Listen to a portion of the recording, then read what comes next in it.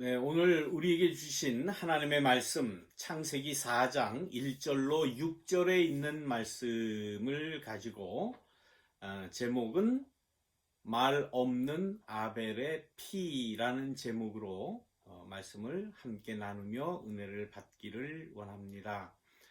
5월은 가정의 달입니다.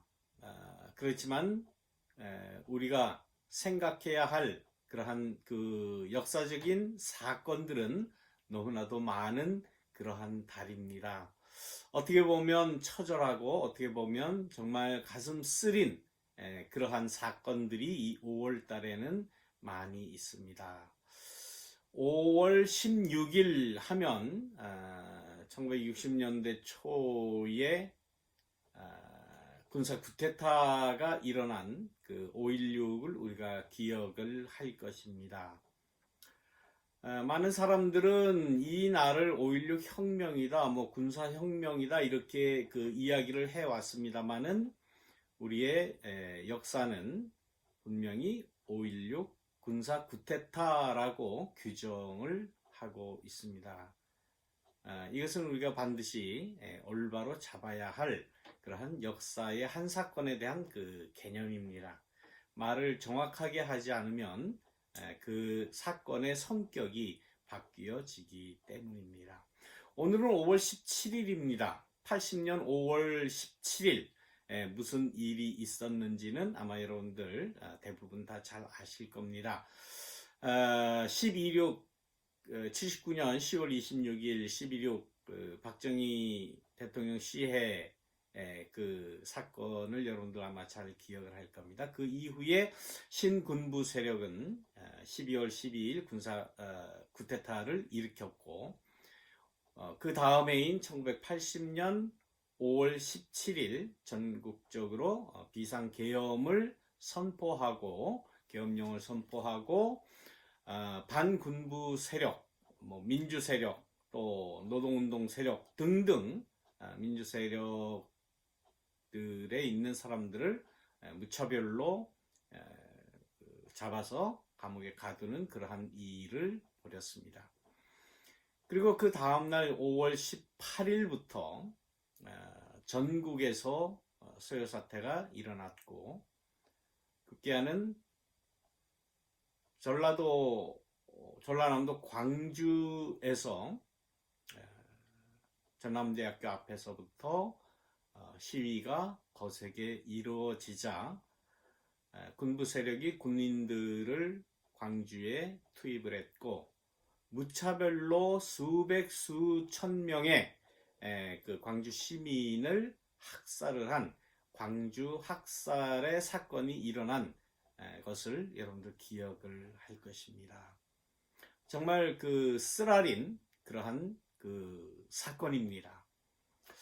개중에는 올해가 이제 그 광주 민주화 운동이라고 사건에 대한 그 역사적인 개념 정리를 했습니다만은 광주 혁명이라고 이야기도 하고 광주 민주화 운동 이렇게 이야기를 합니다. 그전엔 그렇게 그 이야기하지 않고 뭐라고 했습니까? 광주 사태라고 이야기를 했습니다. 광주 사태와 광주 민주화 운동이라고 하는 그 이름의 개념의 차이는 엄청난 것입니다. 지금은 광주 민주화 운동이라고 이야기를 합니다. 올해가 40주년이 되었습니다. 40년이나 됐는데 그 소리를 왜 또 하느냐라는 그러한 그 생각을 하실 분도 계실 것이고 이제는 좀 그만하면 됐지 않느냐라는 그런 생각을 또 그런 말을 하시는 분도 있을 것입니다. 그래서 이 사건은 이 광주 민주화 운동은 우리의 역사 가운데서 잊혀지면 안 되는 그러한 일이기 때문에 성경의 말씀을 빌어서 성경은 이러한 그 사건들을 어떻게 기억을 하고 어떻게 그 후손들에게 이어주며 어떻게 성격 지어서 그 사건을 어떻게 현재화하고 있느냐 하는 것을 아주 정확하게 잘 보여주는 그러한 말씀들이 여러 곳에 있습니다. 그 중에 저는 이 5.18 광주민주화 운동과 더불어서 창세기 4장에 있는 가인과 아벨의 이야기, 가인이 아벨을 죽인 그러한 그 이야기를 빗대어서 우리가 이러한 사건들을 어떻게 바라보며 신앙 안에서 어떻게 해결을 하며 어떻게 나의 역사, 나의 그 생활 가운데에 이 사건화 할 것인가라는 그러한 그 생각을 여러분들과 함께 나눠보고 싶습니다. 뭐 이루 말할 수 없는 이 코로나 바이러스 문제 때문에 지금 뭐 거의 2달째 매번 만나면은 이 코로나 바이러스 이야기를 하게 되는데 여러분 아마 듣기 좀 많이 힘드시죠? 너무나 고통스러운 그러한 일이기 때문에 그렇습니다. 이제는 그만하지. 뭐 교회에서까지 설교에서까지 그 코로나 바이러스 얘기 또 할 이유가 무엇인가? 그런데 그렇지 않은 것 같아요. 매일 전에 오는 소식을 들으면 새로운 소식으로 이 코로나 바이러스 이야기가 전개되기 때문입니다. 여러분들 뉴스 보셔서 다 아실 겁니다. 뉴욕 지역에 이 코로나 바이러스가 변형을 일으켜서 어린이에게는 어린이 괴질이 생긴다. 그렇게 그 이야기하지 않습니까? 발가락 있는 데 같은 데가 빨갛게 이렇게 부어오르고 괴질이 심해지면 이제 그것이 이제 이게 썩는 그런 곪고 터지고 썩는 이제 그런 아주 그 흉측한 그런 일이 벌어집니다. 지금 코로나 바이러스가 그렇게 변이 된다는 거예요.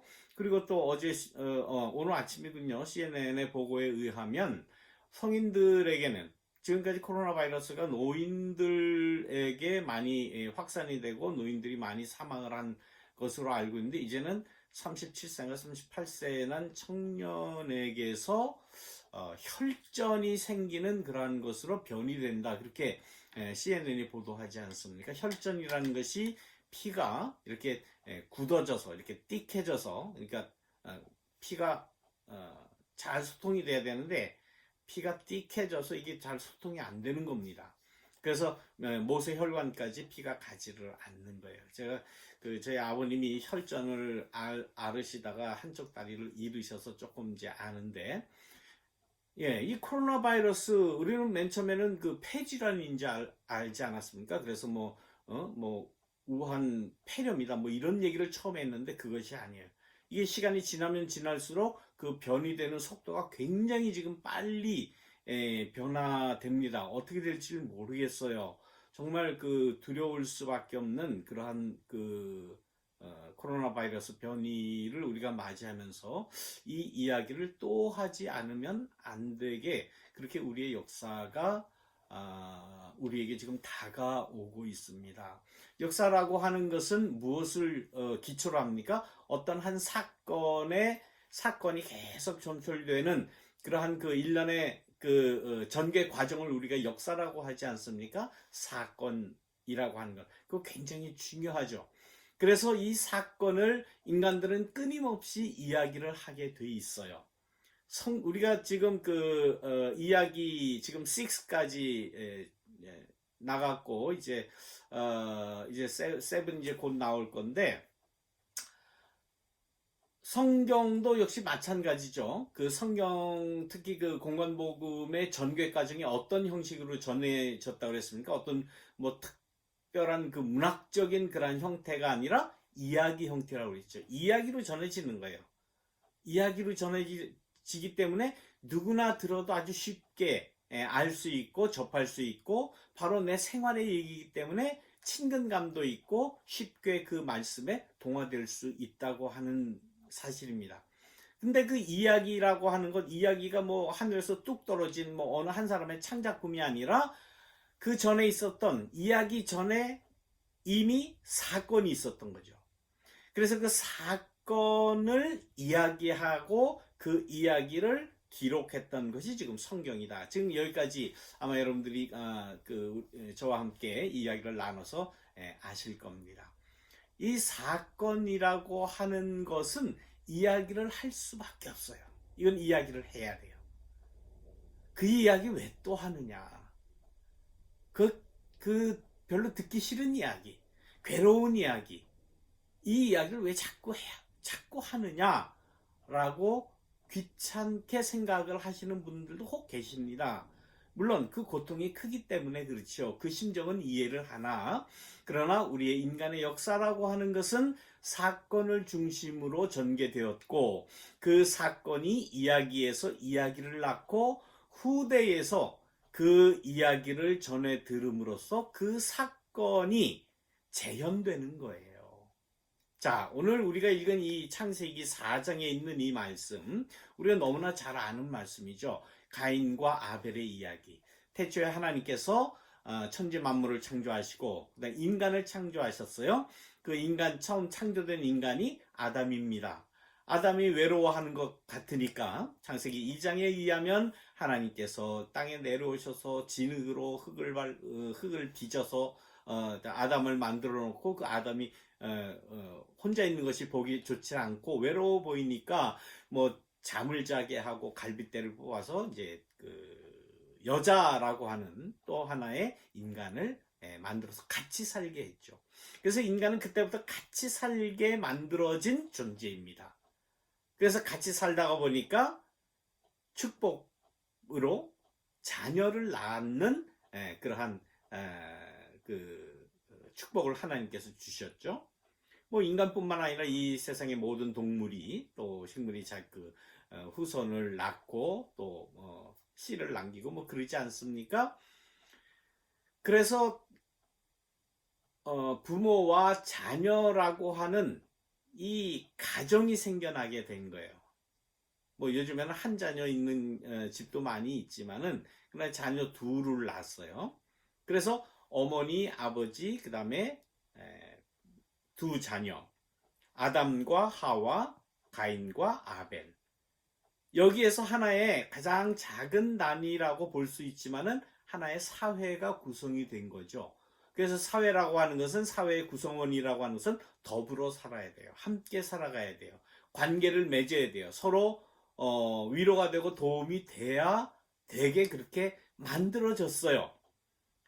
그런데 아담과 하와가 에덴 동산에서 쫓겨나온 이후, 가인과 아벨을 낳은 이후 인간의 첫 그 역사를 이 가인과 아벨의 갈등으로 시작을 하는 거예요. 그 이야기를 성경은 빼놓지 않고 놓치지 않고 그 끔찍한 그 살인의 이야기를 듣기 싫다고 그냥 묻어두지 않고 성경에 딱 갖다가 집어넣어 놨어요.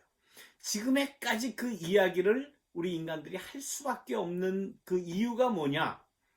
인간의 전형적인, 인간의 원형적인 프로토타입이라고 그렇게 이야기하는데, 이 인간의 프로토타입 전형 원형적인 모습에서 갈등이 먼저 시작이 되었다라는 거예요.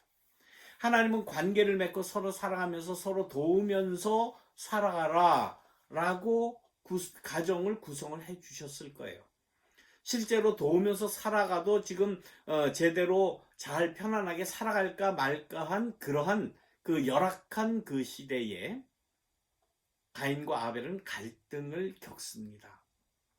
물론 이 가인과 아벨 이야기를 우리가 성서적으로 보면 뭐 질문할 게 한두 가지가 아닙니다. 얼마나 질문을 많이 할 수 있는지 몰라요.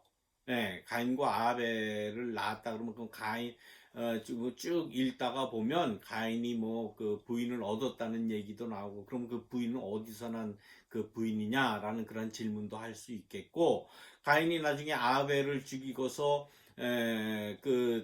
혹시 다른 사람이 나를 죽이면 어떻게 하겠느냐고 하나님 앞에 호소하는 얘기를 볼 때, 아니 그럼 다른 사람이 누가 더 있었느냐 뭐 이런 질문.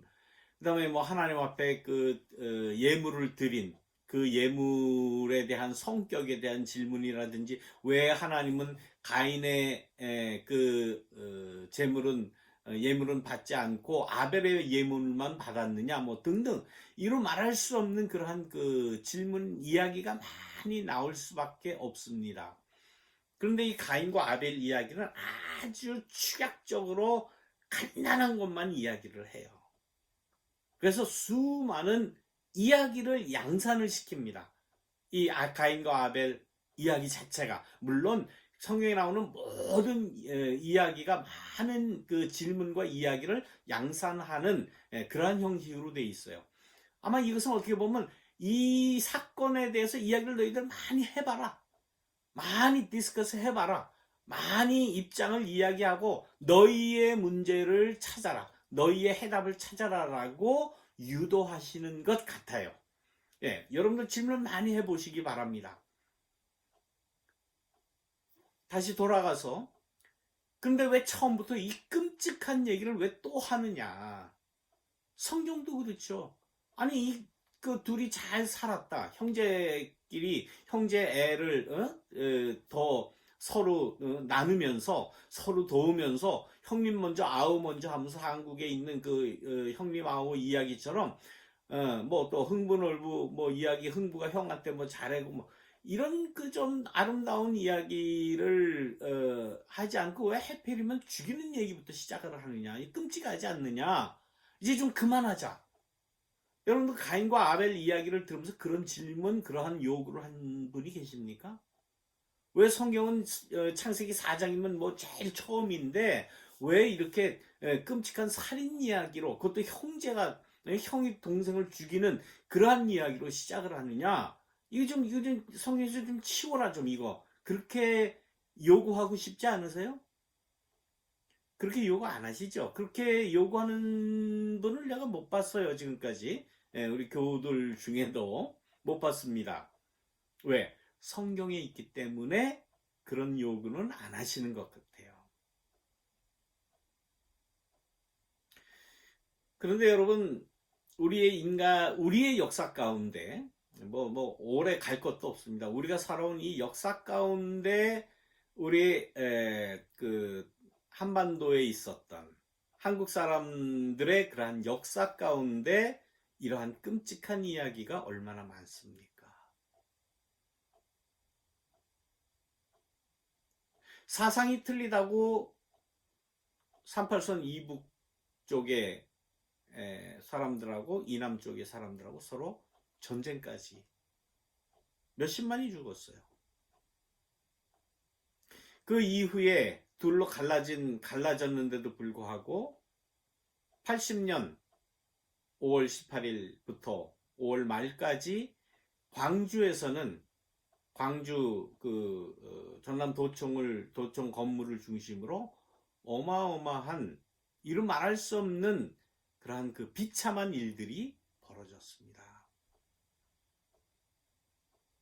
헬기로 사격을 해서 사람을 죽이는가 하면 나라를 지키라고 총을 쥐어줬는데 그 군인들이 그 총으로 시민들을 학살을 했습니다.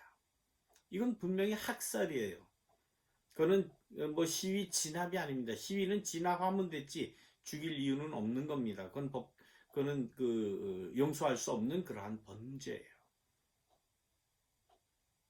80년 5월 18일부터 5월 달에 있었던 이 광주 학살, 이에 따른 광주 민주화 운동이라고 하는 일련의 한 사건이 얼마나 많은 국민들에게 아픔을 주었고 또 그들의 삶을 뒤집어 놓았고 슬픔을 줬는지 모릅니다. 그래서 그렇습니까? 이제는 그만하자. 6년 전에 있었던 세월호 문제도 그렇죠. 얼마나 그 세월호 유가족 어머니 아버지 분들에게 정말 입에 담지 못할 말을 했습니까? 심지어는 시체팔이 그만해라 그런 얘기까지 했잖아요. 그게 인간으로서 할 이야기입니까? 부모들은 억울해서 진상규명을 해달라고 또 책임자를 처벌해달라고 진상이라도 규명해달라고 하는 그러한 요구를 가지고 금식을 시작을 했는데 그 앞에 가서 뭐 피자니 치킨이니 짜장면이니 뭐 이런 것을 먹어가면서 폭식투쟁한다고 했던 이런 망나니들.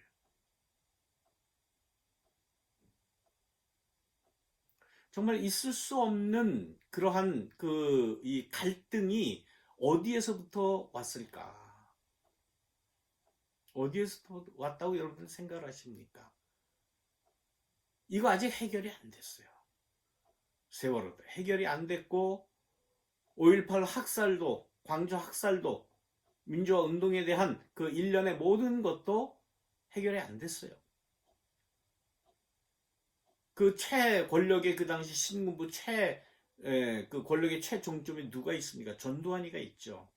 아직까지 멀쩡하게 살아서 골프 치면서 즐길 거 다 즐기면서 법정에 나오라고 해도 나오지도 않고, 나온다고 해도 뭐 치매 걸렸다고 딴짓거리만 하고, 그러고서 집에 가서는 또 골프 치러 가고 그래요. 이런 일에 대해서 많은 사람들은 그렇게 이야기합니다. 아, 그거 40년 전에 지난 일인데 뭘 집어서 또 하느냐. 40년 전에 그 사람들을 우리가 지켜야 되느냐? 우리가 그걸 또 끄집어내고 또 이야기를 해야 되느냐? 뒤돌아보기 싫은 그 역사를 또 뒤집어서 또 이야기해야 되느냐? 해야 되겠어요. 이거는 해야 됩니다. 가인이 아벨을 죽인 다음에 내 동생 아벨이 어디 있느냐? 그러니까 나 모릅니다. 내가 내 동생을 지키는 자입니까? 라고 이야기했던 가인의 그 질문을 우리가 또 해서는 안 되죠. 그 이야기를 왜 또 합니까? 라고 이야기하면서 이제는 그만 이야기하고 그건 잊자. 역사에 맡기자. 이런 이야기를 하면서 하는 것은 내가 아벨을 지키는 자입니까? 내가 그 얘기를 왜 또 해야 됩니까? 왜 또 끄집어내서 시끄럽게 해야 됩니까? 라는 것과 똑같은 거예요. 이 사건의 역사적인 분명한 진상 규명이 이루어지기 전에는 이 이야기는 계속 될 수밖에 없고 계속 해야 되는 거예요. 그것이 신앙인이에요. 가인과 아벨의 이야기 듣기 싫어요. 형이 동생 죽인 거 그렇게 아름다운 이야기라고 그 성경에까지 써놓고 왜 이럽니까? 라고 항의 한번 해보세요. 하나님한테. 어떻게 해야 됩니까? 우리는. 거기에서 끝없는 인간과의 그 관계가 무엇인가? 어떻게 관계를 맺어야 되는가? 어떻게 살아야 되는가라는 그러한 인간의 삶의 해법을 거기서 찾는 거 아니에요. 그 찾아가는 과정이 신앙이에요. 우리가 믿는 신앙이에요. 그것을 계속해서 찾아감으로써 우리는 구원을 향해서 나아가는 거예요. 그렇다면 성경의 역사만 그렇겠습니까? 성경의 사건만 그렇겠습니까? 아니죠. 우리의 사건도 거기에서 진상이 규명이 되고 거기에서 어떤 역사적인 교훈을 얻고 어떻게 살아야 되는지 어떻게 관계 맺어야 되는지를 우리는 거기에서 배우고 거기에서 참 삶의 길로 나갈 때에 우리의 민족의 우리의 역사의 구원의 길이 열린다라고 하는 겁니다. 80년 5월 18일 하면은 제가 군대에 있을 때입니다. 저는 80년 2월 초에 2월 3일인가 4일인가에 군대에 입대를 했습니다. 2달간 신병 교육을 받고 이제 처음으로 자대에 배치를 받았습니다. 저는 8사단 오뚜기 사단이라고 그러죠. 8사단 16년대 3대대 12중대 중화기 중대라고 그럽니다. 아무튼 그 중화기 중대에 배치를 받고 그래도 대학을 다니고 왔다고 그래서 중대 본부에서 일하라고 해서 중대 본부에 갔습니다. 그때 당시는 아무것도 모르는 쫄병이죠. 이제 신병 훈련 받고 이제 간지 한 달이나 됐을까 했을 그때 당시 연대에 큰 훈련이 있었어요. 그러니까 연대장이 진급을 하기 위해서 큰 훈련을 하나 마쳐야 되는데 그 훈련이 굉장히 힘든 훈련이었습니다. 아무튼 완전 군장하고 실탄 다 메고 그 다음에 저는 그 중화기 중대였기 때문에 81mm 박격포라고 하는 거 이게 땅에다 대고 이렇게 돼서 폭탄 넣으면 펑 하고 나가는 거 있죠. 아마 우리 남성 교우들은 다 아실 겁니다. 그것을 이제 셋으로 나눠서 포판, 포다리, 포열 이것을 셋으로 나눠서 그 군장 위에다 짊어지고 행군을 해야 돼요. 행군을 시작을 하는데 오후 6시부터 행군을 시작해서 그 다음날 8시인가 9시까지 행군을 했습니다. 그러니까 14시간, 15시간, 16시간을 행군을 하는 이루 말할 수 없는 극심한 그 고통의 훈련이었어요. 그리고 이건 연대장이 이제 진급을 별을 따기 위한 그런 그 훈련이기 때문에 아주 스케줄이 쫙 차여 있었습니다. 잠시도 진짜 뭐 쉬거나 이럴 시간이 없을 정도로 짜여져 있는데 첫날 14시간, 15시간 행군을 하고 갔는데 그 다음날 아무런 작전 명령이 내려오질 않아요. 어디로 뭘 해라 하는 것이 그냥 텐트 안에서 기다리라는 거예요. 이상하다 생각했습니다. 저는 중대 본부의 작전과라고 하는 제 3과 작전 뭡니까? 작전과 뭐 중대 작전 요원인가요? 잊어버렸습니다만은 근데 이 작전 명령이 내려오질 않고 인사 명령이 내려옵니다. 제 1과로. 무슨 인사 명령이 내려오는가 하면 중대 내에 전라도 병력을 파악을 해서 보고하라. 대대에. 아니 지금 훈련 나가서 지금 중요한 훈련을 해야 되는데 왜 인사명령은 왜 내리며 병력 조사는 왜 하며 아니 더군다나 전라도 병력을 왜 검사를 해야 됩니까? 물론 그 당시에는 쫄병이니까 몰랐죠. 나중에 후에 알고 보니까 그때가 광주에서 그 민주화운동이 일어나고 광주 학살이 시작됐던 그 시점이었던 겁니다. 저는 80년 5월 18일 그 이후에 5월달에 있었던 이 광주에서의 이 피해 항쟁, 피해 학살, 민주화 운동을 그렇게 맞이를 했습니다.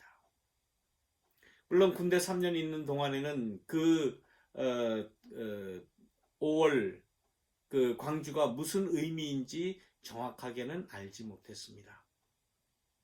1년 자대 있다가 그 다음에부터는 이제 그 연대 교회에 군종으로 교회 나와서 생활을 했기 때문에 교회는 항상 그 ROTC 장교들 특히 그 교회 다니는 ROTC 장교들이 모이는 그러한 그 유일한 휴식 공간과 같은 그러한 곳이었기 때문에 ROTC 장교들을 통해서 5.18 진상을 어렴풋이나마 대하게 되었습니다. 그리고 그 다음 해에 그 5월 18일 그 끔찍한 그러한 그 5월 광주 학살을 감추기 위해서 그 당시 권력을 잡았던 신군부 세력들은 무엇을 열었습니까? 여러분들 기억나십니까? 81년 5월에 여의도에서 뭐 열었습니까? 국풍 80일이라는 그러한 그 대규모 무슨 그 카니발 같은 것을 열었어요. 가수들 데려다 노래시키고 뭐 떡볶이 같은 거 팔고 참 처절한 그러한 그 시간을 보냈고 제대를 하고 그 이후에 광주 학살의 진상을 이러저러한 문서를 통해서 그 당시 떠돌던 비디오를 통해서 확실히 눈으로 보고 그 진상을 어렴풋이나마 깨닫게 되었습니다. 제가 이 말씀을 드린 건 제 그 지나온 삶을 이야기하려고 하는 것이 아니라 제가 가지고 있는 신앙, 제가 가지고 있는 신학의 그 방향이 그때 변했다는 거예요. 저는 어렸을 때부터 부모님이 다니시던 그 한국의 보수적인, 전형적인 보수적인 그러한 교회의 출신입니다. 교단으로 따지면 대한예수교 장로회 합동측이에요. 가장 보수적이라고 하는 그 교단에서 태어났고 신학교도 거기에서 다 마친 거예요. 그러면서도 이 5월 광주의 이야기를 접하고서는 이렇게 내가 믿어서는 내가 안 되겠다. 이렇게 믿어서는 이거는 내 신앙에도 도움이 안 될 뿐더러 앞으로 내가 그 설교를 하고 말씀을 전해야 되는 이 하나님의 말씀도 이것은 올바른 것이 아니다. 이런 시각으로 전하는 것은 아니다. 라고 생각하고 그때에 완전히 신앙의 방향, 신학적인 그러한 자세 완전히 바뀌었습니다. 그러한 제가 가지고 있는 그러한 신앙의 자세를 미국에 90년에 미국에 와서 그래도 가장 그 올바로 그 교회의 모습을 갖추고 있었던 곳이 바로 미국 장로교회입니다. 그래서 지금까지 40년간을 목회를 하면서 왔던 겁니다.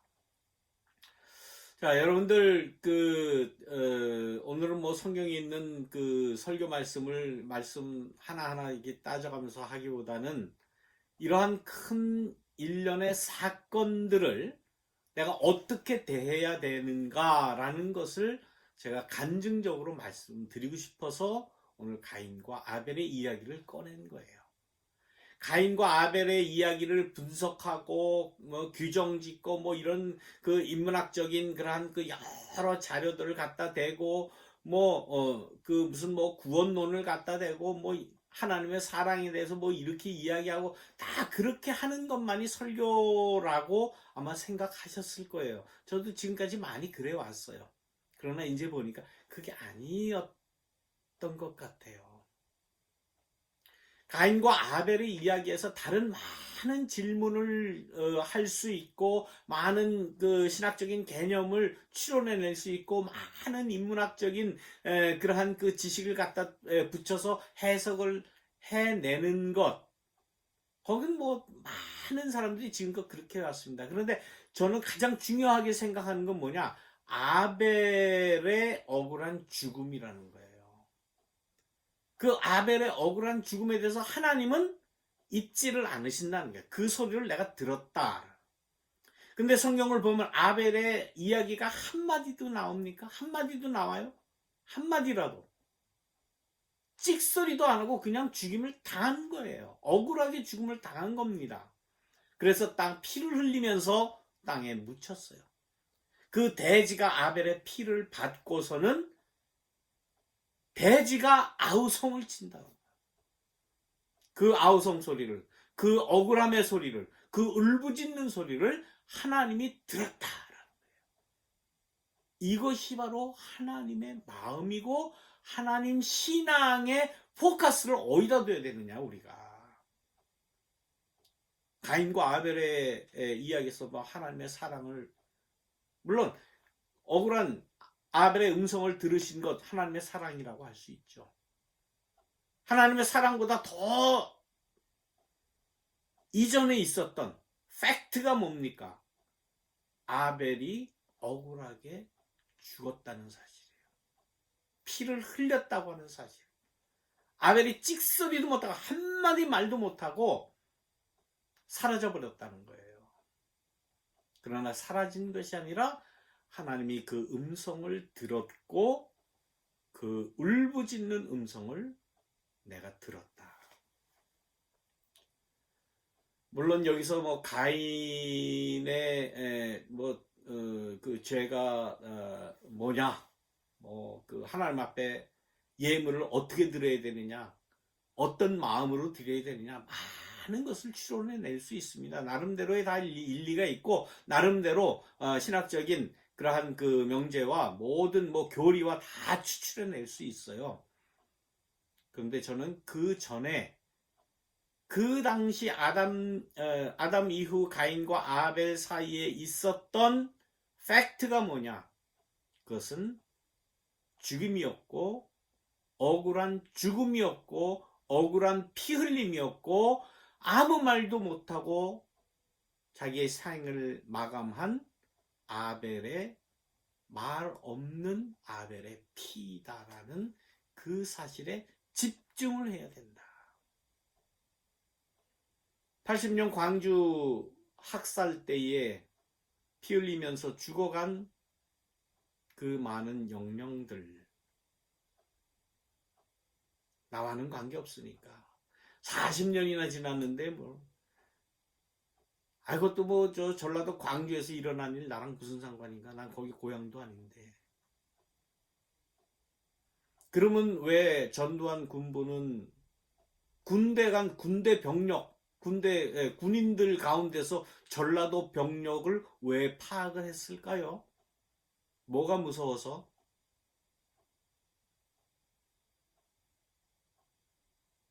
여러분들, 우리 인간들이 억울하게 죽어갈 수 있는 일들은 너무나도 많습니다.